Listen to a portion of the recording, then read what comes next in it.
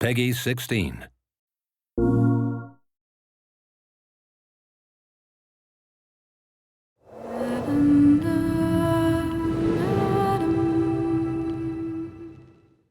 Quantic Dream has always been about creating interactive experiences that have emotion at their core.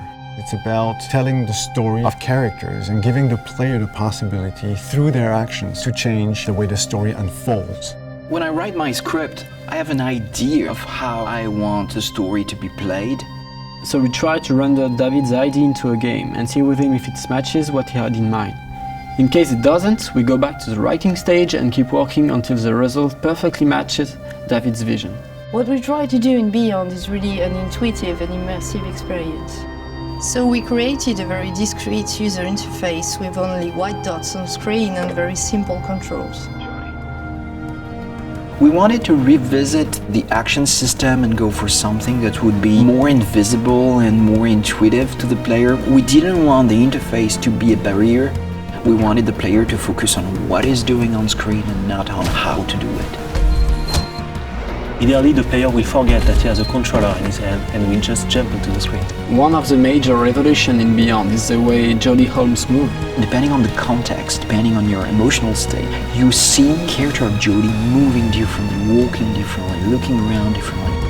And most importantly, to give the player the feeling he's really in control of the character, he can do almost anything he wants to do. She can talk to other people, interact with objects, and also run, jump, shoot, drive a motorcycle, or even ride a horse. What was really challenging also is that the story goes on for 15 years of Jodie's life. When Jodie's a kid, for instance, you can do different things than when she's a teenager or an adult.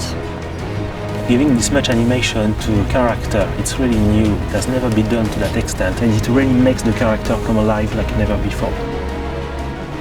We wanted to have these new mechanics with Aiden. I wanted to give this feeling of flying around and going through matter and through worlds. So we started making some research on how ghosts would move or even a fish would swim underwater. We thought that using orbs is an interesting approach. It would give us this physicality that we need to interact with matter.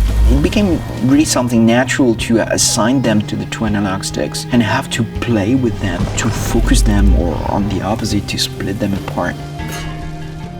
During the process of this production, we made what we call user tests. You just watch people playing and you see where they succeed, where they fail. If a player don't get it right, it's only our fault. So we work very hard to be able to correct it and give the best experience possible.